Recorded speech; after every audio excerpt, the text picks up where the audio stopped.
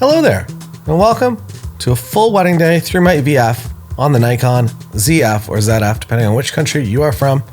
And I was going to originally just leave this as background music, and it was kind of autofocus examples, but I thought it'd be a little bit more valuable if I talked through both some thoughts on the camera, as well as maybe more importantly, what I'm doing and why I'm doing it on a wedding day. So this is a little bit more of kind of a podcast format with supporting visuals. And if you're watching this shortly after the video was released, there is a crazy awesome deal on Book More Weddings 2024 that comes with a ton of bonuses until January 12th, 2024. So get in on that before, if you're interested in just making this year the best year ever. February is my biggest booking month of the entire year, so spend your time in January getting ready for that to book more weddings this February. Now back to the video. When I arrive, I get those establishing shots. As you can see, the Nikon ZF kind of pulls a little bit. Sometimes it identifies things as a subject that it thinks you're trying to take photos of. You can quickly tap to override, or you can set a button to actually go into 3D tracking mode as well, so that you can just quickly jump into that and just track a person if you want to put that box on a person. The red looks like it's not focusing correctly, but it is in fact focusing correctly. I believe you can change the color of that as well. So if you don't want it to be red, you can make it not red. So this specific day is, it's kind of a shorter day. So we have a first look. We have about maybe a half an hour total for photos with the couple. There's no wedding party today, which is awesome. So I get to do the photos of the couple and spend a little bit more time on there, which I really enjoy.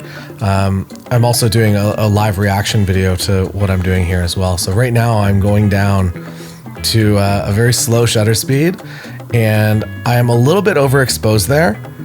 And I will actually bring that down, and you get the nice flowing water. So rather than using a tripod, the IBIS in this camera can, at least down to 1/1/6 of a second, you can easily get that nice and stable. So the water will look like you're photographing at a very slow shutter speed.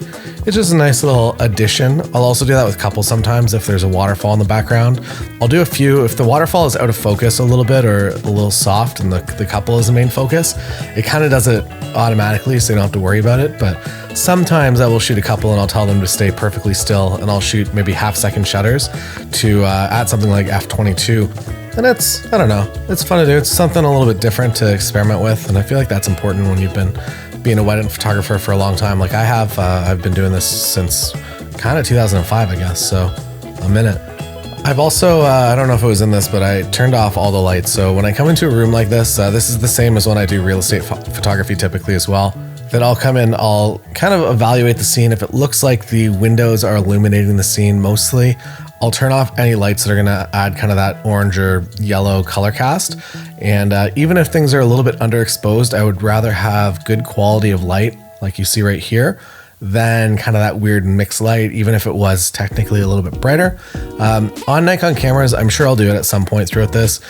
When you're in automatic white balance mode, there's actually a little drop down that you do. So I think you hit down whenever you're hovering over the automatic white balance, AWB, and it'll give you a few different options. So one is just kind of standard auto. One, I believe, is to make things, maybe we're gonna do it right now. Nah, we can't. Are we gonna do it right now? Almost. Let's do it.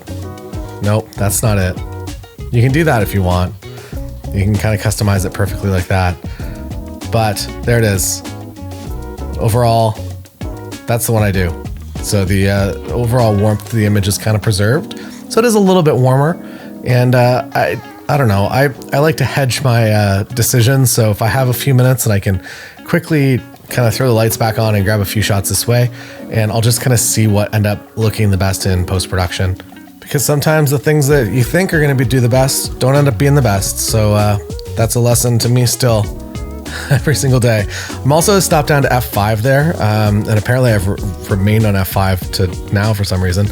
I was doing that because I wanted to get the foreground flowers as well as the background flowers, so the flowers are up on the mantle as well as the ones that were up close in focus. Otherwise, I'm using the 51.2 all day.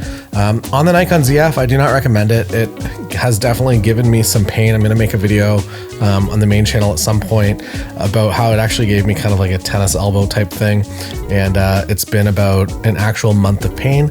It wasn't 100% the reason, but it was definitely kind of the trigger. By the way, we're into the first look right now. So I am usually focused on finding good light first and background second. The benefit of the 51.2 is that I can really kind of make those backgrounds disappear. And I don't know if it's what the math is officially on it, but I feel like my depth of field is actually more shallow, or at least when I'm looking at the larger images, than it is in these actual screen recordings that you're seeing. So my strategy if I'm solo for a first look is to just do exactly that, to get these reaction shots. And we're kind of in a tight little patio environment here, so I don't want to just like right now run for the next reaction, but once they're kind of busy doing a thing for a second, I'll flip over to the other side, get a few other reactions. If I was to have a second photographer, we would simply, that one of us would be on each partner's reaction for the first look. And to go a little bit more into that, second photographers, if I'm doing video coverage, if I'm doing a highlight video, I do a lot of hybrid photo video, I will usually always have a second photographer with me that will also be doing video clips throughout the day. If I am photography only, I would say half of the time I'll have a second photographer. I almost prefer working alone, I think, now. I don't know. Some weeks I do, some weeks I don't. And my personal reasoning for that is I am a huge advocate of building a business that you enjoy, that you have the most fun with. And I find this might also come down to the reason why I haven't built a studio with multiple shooters and try to shoot 50 weddings every single weekend. It's because I don't really like managing people, and I don't like bothering people to work for me, even though I'm paying them. Maybe that sounds a little crazy. But the ease of going into a wedding day where you're the only photographer, I feel like at least my head is a lot more clear, which hopefully allows me to create better work.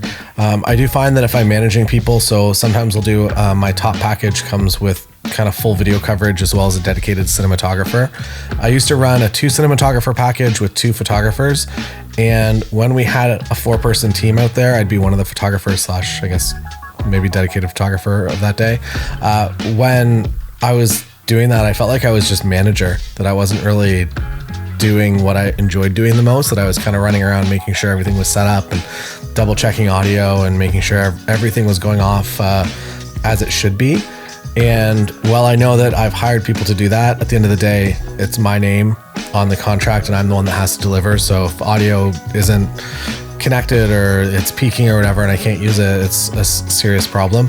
So I've since really started to kind of sell against my top package, which is maybe counterintuitive. It is definitely there to set a value that people can be like, wow, this person's an expensive photographer and video creator. Wow, crazy.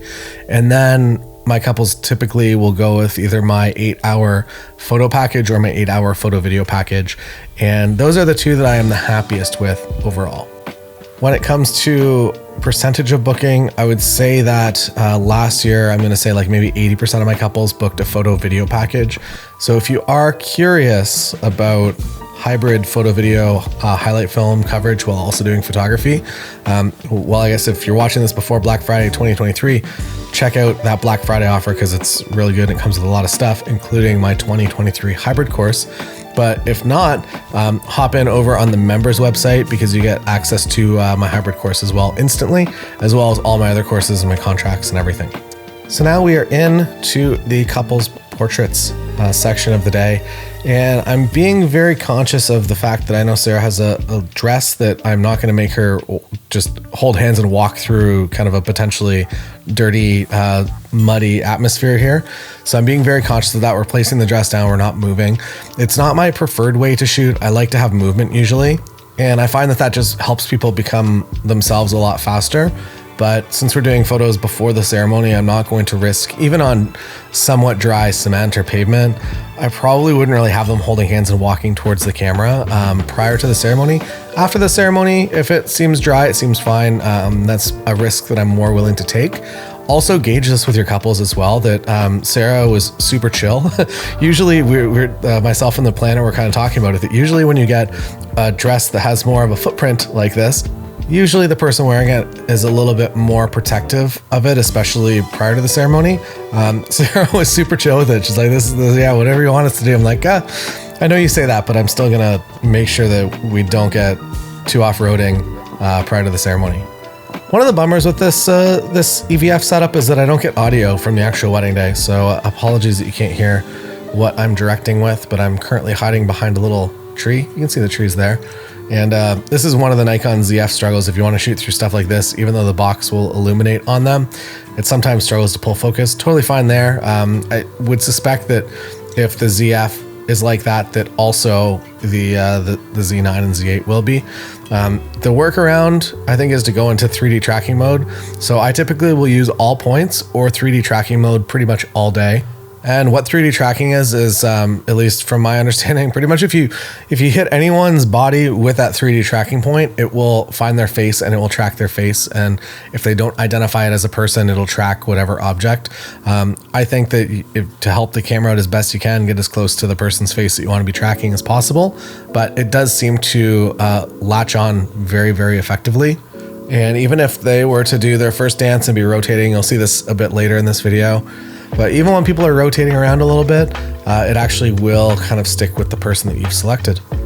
I had a few ideas for photos here. Sometimes they don't work out. That photo from the ground, it's whatever. I thought it'd be cool, leaves in the foreground, looking really nice, out of focus, but wasn't right.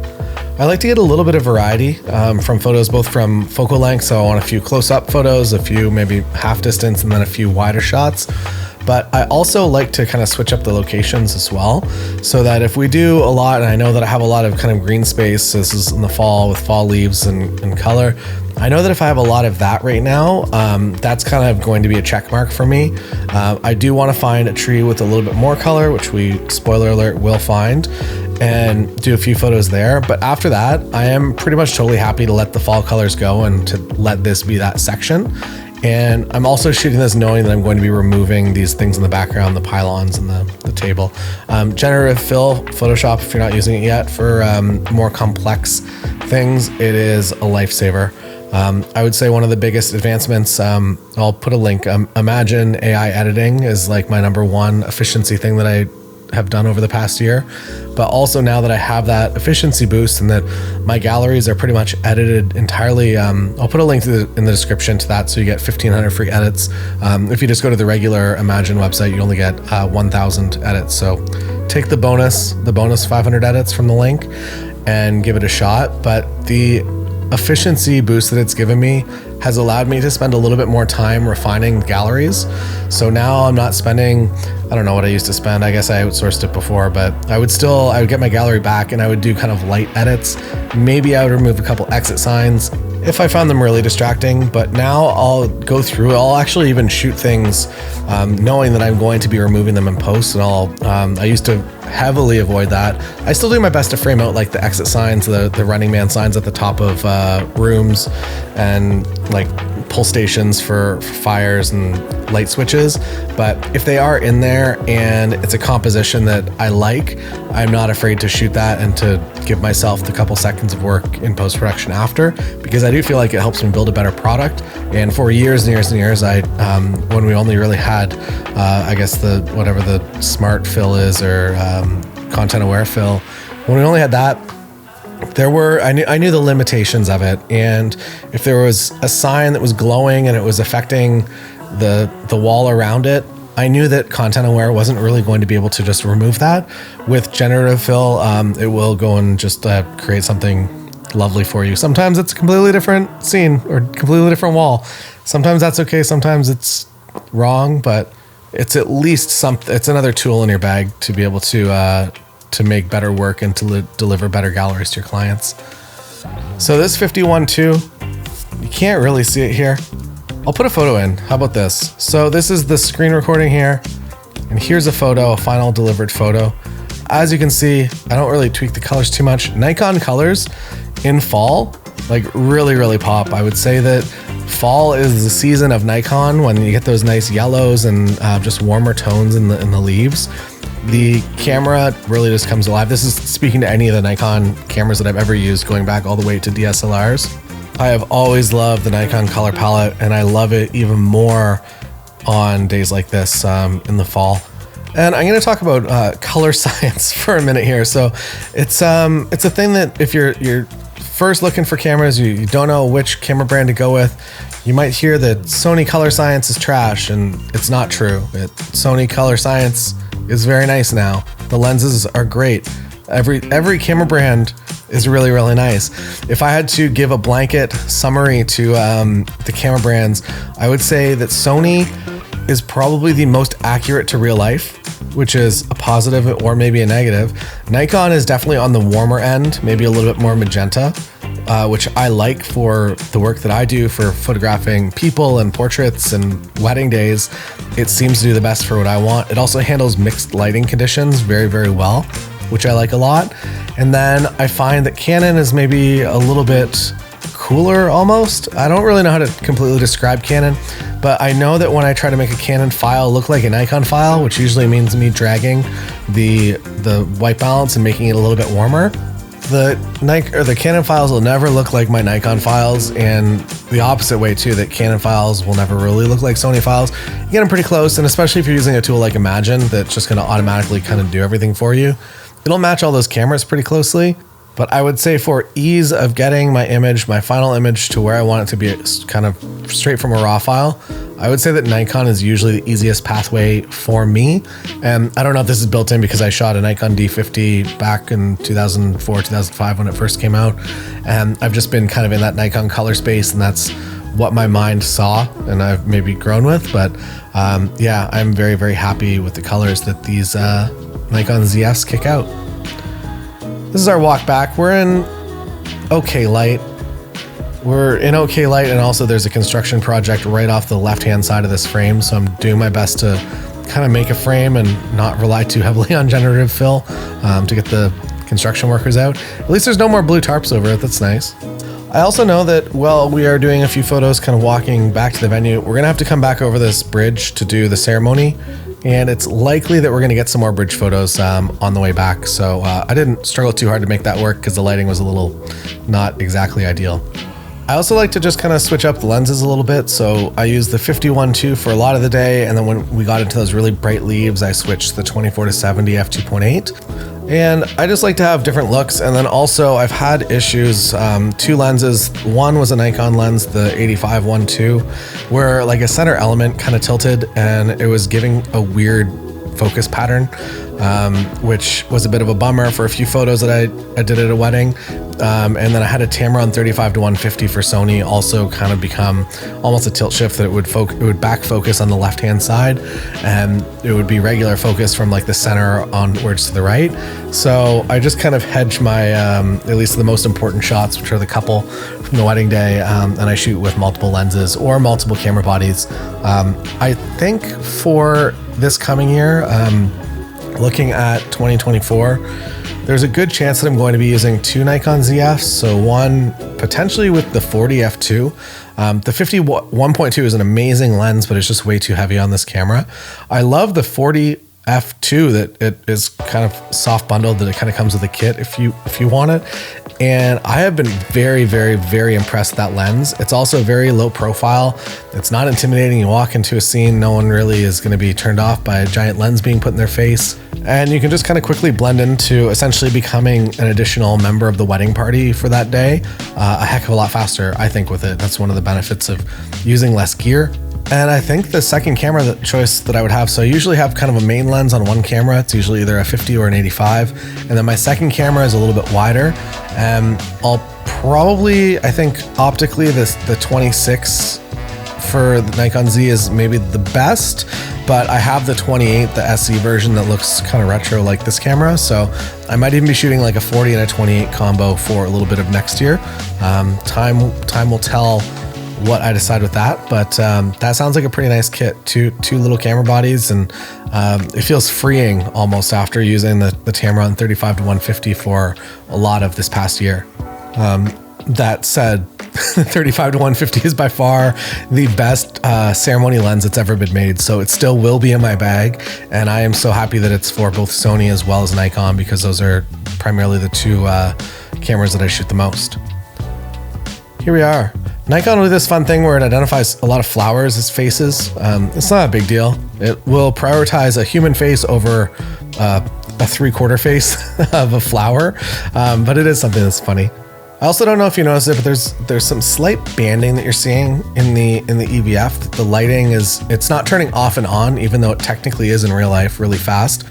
And if you're ever noticing that in any digital camera. So the Sony, the A9 III just came out with the global shutter, which finally kind of removes that from happening. But any other camera that you have, even if it's something like the Nikon Z9 that has no mechanical shutter, it's still writing. Basically, when you take the image, it's writing by line, starting from, I assume, the top all the way to the bottom.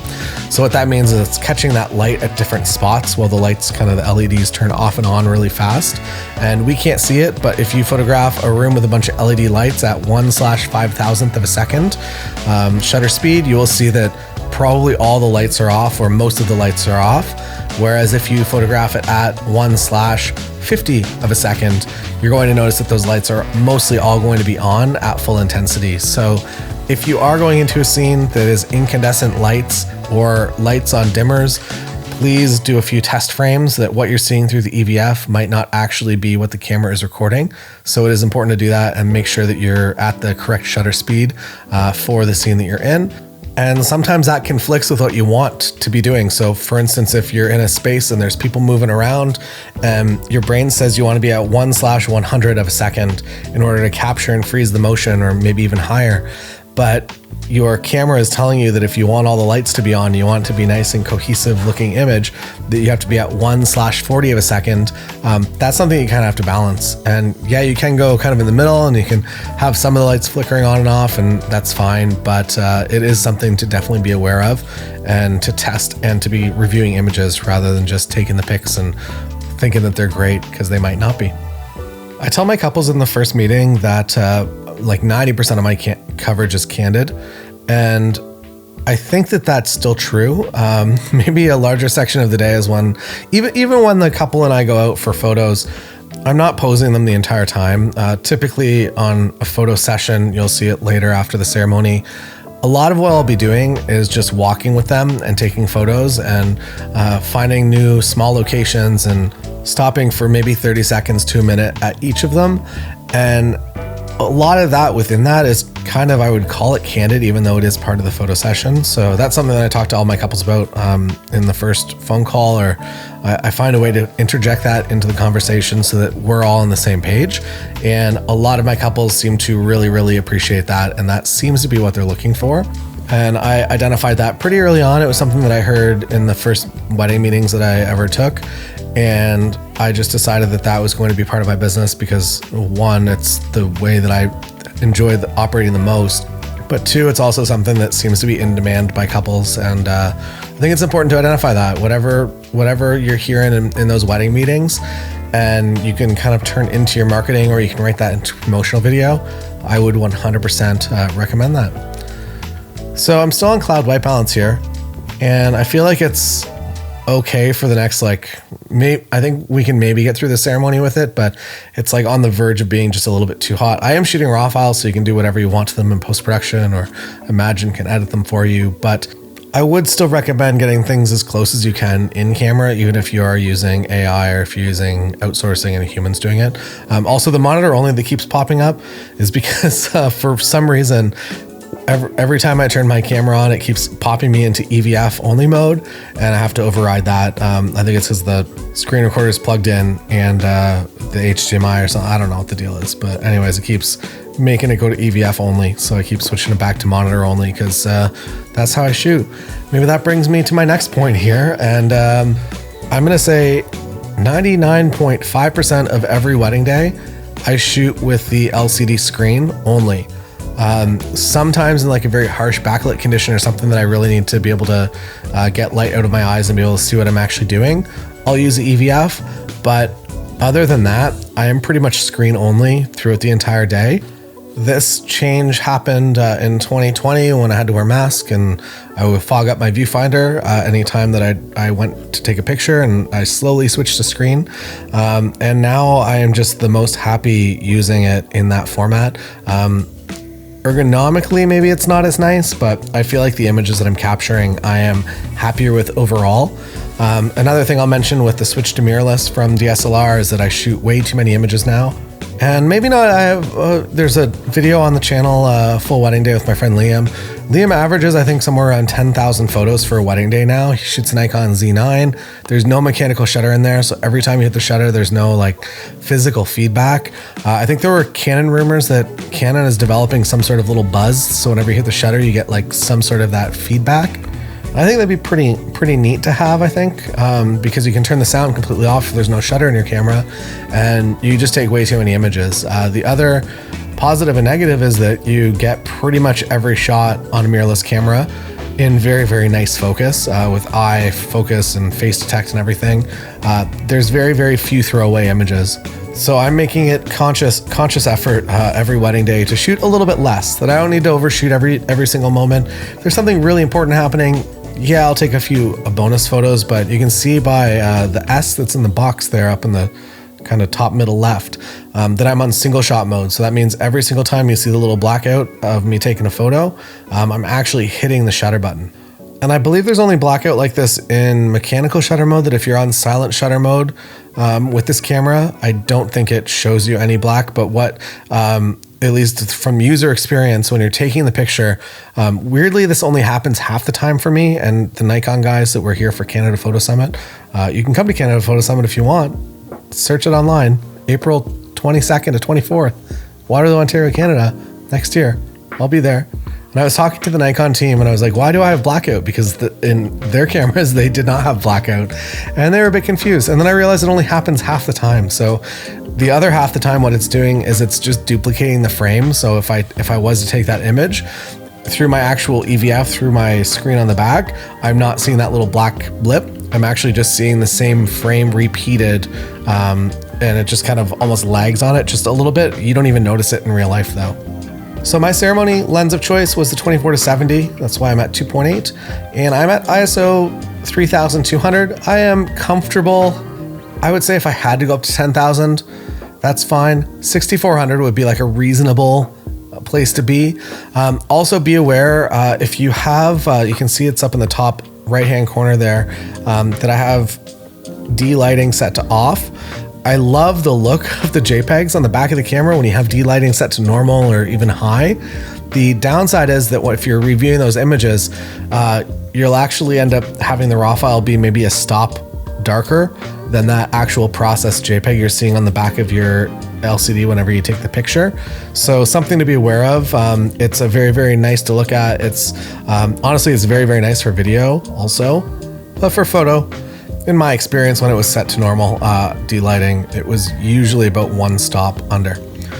Battery life. So we've gone through not even a full battery and we're into the end of the ceremony. I don't know how many photos I've taken at this point, but I've taken a lot of photos. You can, I guess, scroll back. I'll scroll back to the front. 1 second. Okay, I did it. And it turns out that I began the day with raw plus fine JPEG, and I had 6,500 images available. And now I'm on raw plus normal and I have 6,700 images available. So that's not helpful to you. But I've probably done, I'm going to say 2,000 photos by this point, and still got a little bit of battery left. I'm going to say 2 to 3 batteries is going to be fine. If you're shooting the Nikon Z9, you will probably not even get into a second battery, even if you are crazy like Liam and taking 10,000 photos on a wedding day. I don't think he goes into a second battery very often, which is amazing. You can also charge these cameras by a power pack if you have one, for like a cell phone style battery pack, rather than plugging into the wall. If you have a very high intensity, is that the description? If you have a good battery pack that puts out some good power, you'll notice that the battery probably charges faster in that than it would if you were actually in the battery charger and connected to a wall outlet. Tim has some sort of crazy, it has like a fan in it and a bunch of connectors, and it's like this crazy contraption of a battery. He uses it for his off-camera lighting, and I plugged, I think it was a Canon R6 into it, and it went from like 5% battery to 75% in just a couple of minutes. So I don't know if it's great for the battery, so maybe don't use it all the time. Maybe don't go that crazy with it, but it seemed like it was a lot faster than charging in the wall in my use. So you'll also notice in the top right there, it says FX, which is full frame. I've been popping into DX mode back and forth throughout this ceremony. I am on a 24-70, so basically when I get to 70, if I want to bring that into whatever 70 times 1.5 is, millimeters in focal length, like 105-ish, that is how I do that. And I'm basically cropping in camera. And the reason for this is because I'm using AI editing, and also if I was using a human, or even if I was doing it, I would rather just have the final file shot as it is and maybe just have to straighten it slightly than actually cropping every single image. I feel like that just adds a lot of unnecessary workflow. Here we go. Into the first kiss. We did it. Together. You and I. Good job, us. 24-70 is nice. So I love shooting the Recessional very wide. So if I could shoot it at like a I want to say 24, but realistically a 35, that would kind of be my happy place. However, it's not always a possibility, especially if you're working with a video team, that sometimes you're going to be on different lenses. And a 24-70, sorry for taking so many photos down here. A 24-70 is definitely a helpful tool to have here. Also, you can see as they left the very nice lighting, or nicer lighting up front, the lights got really, really hot there. So that's something that I'll fix with my raw file. But if you're shooting raw, you can color correct. You got all the colors. You got the data there, whatever color you want it to be. Little documentary image there.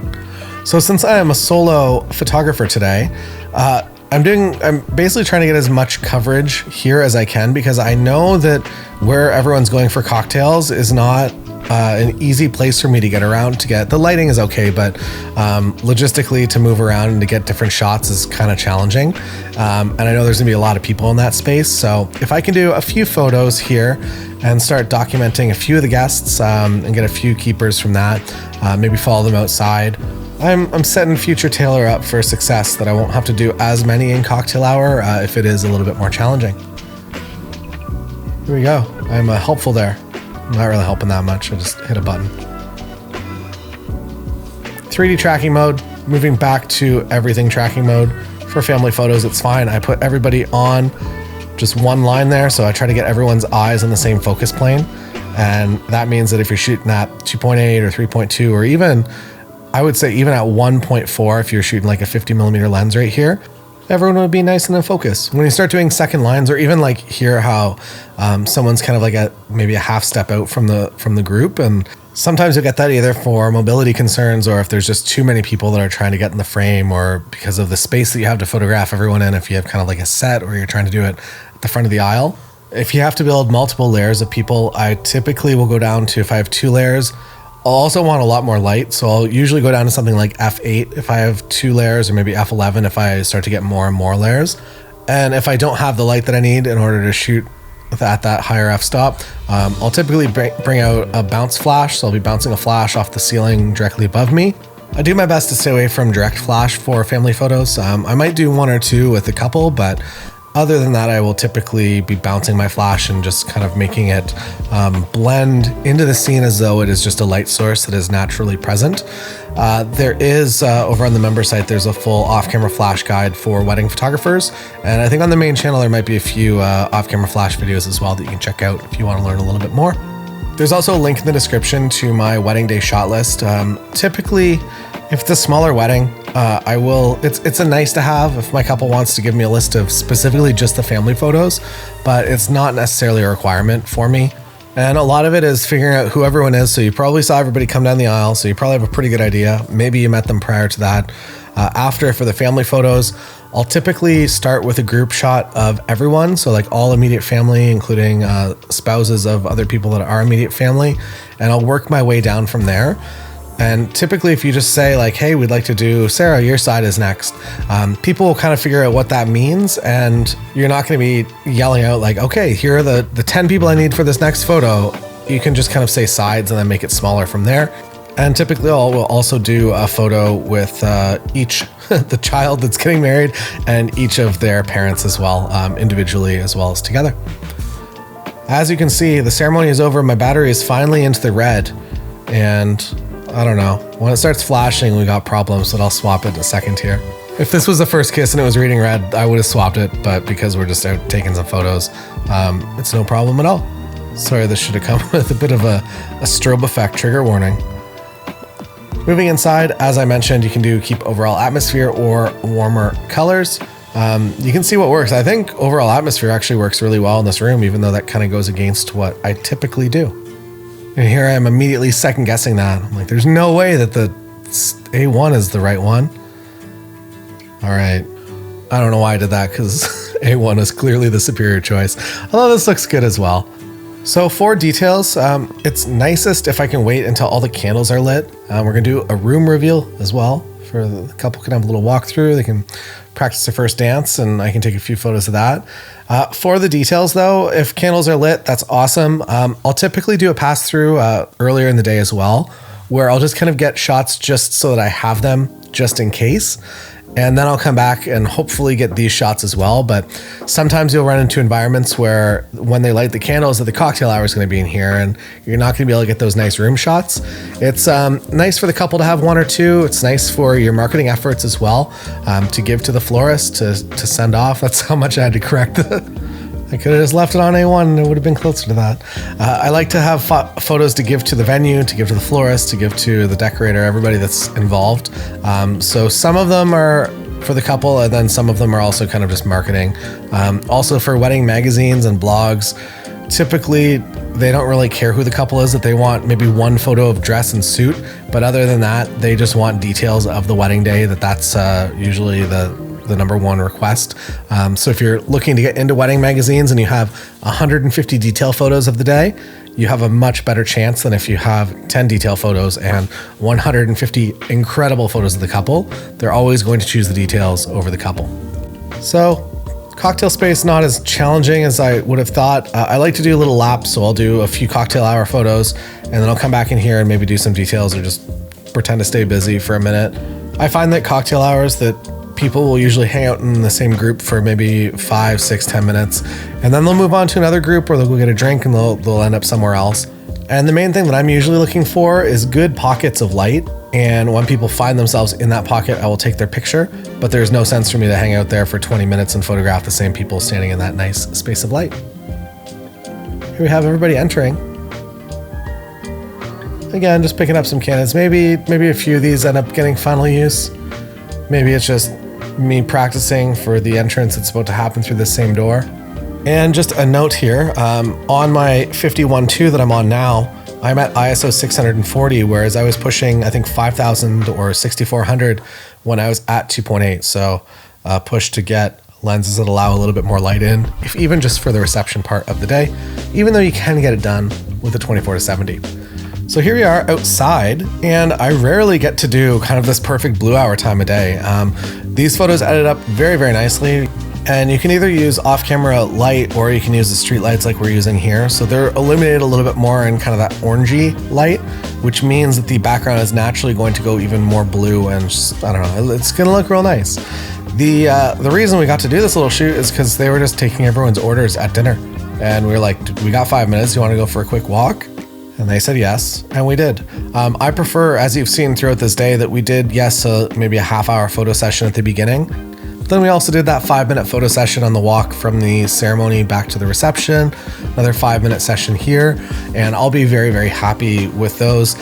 We didn't really get a sunset today. Had we got a sunset, I might have pulled them out or just not gone into cocktail hour as soon in order to get a few of those photos. But I'm overall very, very happy with all the coverage from today so far.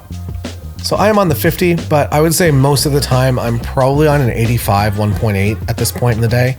I like having the little bonus reach from an 85 so that I can be a little bit more out of the way and still get the speed shots and get some closer candids. I would say that having a 35 and an 85 prime, I could get by pretty much every wedding day I shoot. And those would be what I would consider to be my bare essentials, 2 lenses, that's it. But a 24-70 is very nice to have, as well as a 35 to 150 if you're on Nikon or Sony, or maybe a 70-200 if you're on Canon. The 70-200 for Canon, the 2.8 is really, really nice, compact as well. And you could use those lenses all day, all wedding day long if you wanted to, but I don't know. I like the look and feel of a 35, an 85, and maybe a 50 prime a little bit more. And also, wedding days are long, and to carry heavy stuff all the time is taxing on your body. So if you're doing triple wedding weekends, way overexposed in the hallway there, it's fine, it's recoverable, but it was a little too much. But yeah, if you are using gear that supports your life happiness, you're just going to take better photos longer into the evening, and you're going to be able to do multiple wedding weekends with less of a workout on your body, which means you can make more money. You can book more stuff. You don't got to be stressed if you end up shooting a quadruple. Only done a few of those. Triples is usually my max. So quality of light at the podium with glasses, not so good. With no glasses though, it's okay. So I know that I'm going to be delivering a few of these images in black and white, and they're probably the go-to.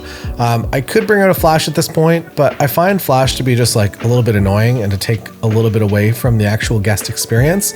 And as you can see, I take a lot of photos. So if every time I took one of these photos, the flash was going off, it's fine, but if I can avoid it, and I think in this case I'm fine to avoid it, but I will do a little bit of flash for the couple, just to have a few different variations as well as for the first dance. I like that on Nikon you can see the little left and right arrows there that you can bounce between faces if you want. I'll actually go into 3D tracking mode here because now there is a lot of faces, and the most unlikely one is the one that I want the camera to focus on, so I know that it's maybe not going to do exactly what I want. So 3D tracking mode is the mode to be on here. The other positive to shooting ambient is that if you are in a room like this, so the positive is that you can kind of shoot anywhere and you can get shots that all feel cohesive. You could also do something where if you were to light the podium with a flash, that it could be properly exposed, and then the rest of the room can be a little bit less exposed and a little bit darker, and you can create that natural vignette. That would be a really nice effect to have. If that interests you, you can definitely build something like that. But I like the ability to just kind of go around the entire room and grab a lot of candids of people reacting to the speeches. Another personal thing is I like to stay out of the direct way of people. So if, say for instance, the couple is looking at the person on the podium, I'm not going to stand directly in front of the couple and one of the parents up there giving a speech. Even if it's a slightly less good angle, I would prefer that than being in the way of somebody that's important and being able to see the other important person during the wedding.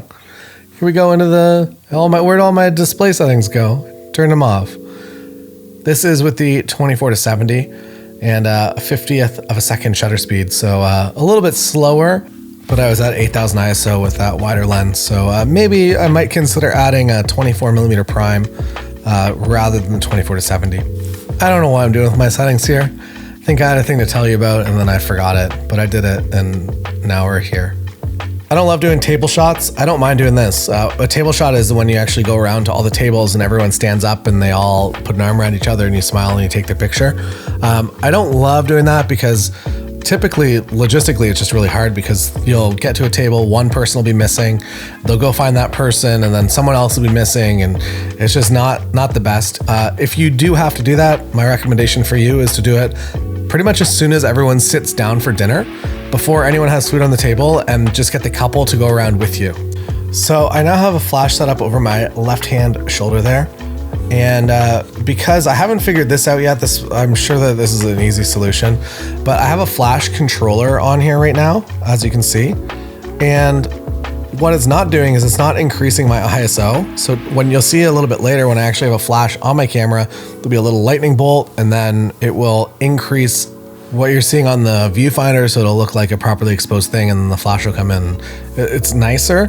With the flash trigger connected, it's not really doing that, so I'll figure that out, or maybe I won't figure that out. Maybe that's just the way it's going to be because I'm using Godoc's equipment and it's not Nikon native. Here I'm moving into the first dance. I will do a few images with no flash and then a few images with flash. And I'm going to do my best to frame out. There's that sign right there on the top right. I'm going to do my best to kind of put it on a corner that I know it can just disappear quite easily or something like that, where it just gets rid of it completely. Because the light's spilling in a weird way, and I know that even a generative fill, it'll fix it, but it won't make it amazing. And also it'll be a little bit different in every single image that it does it in.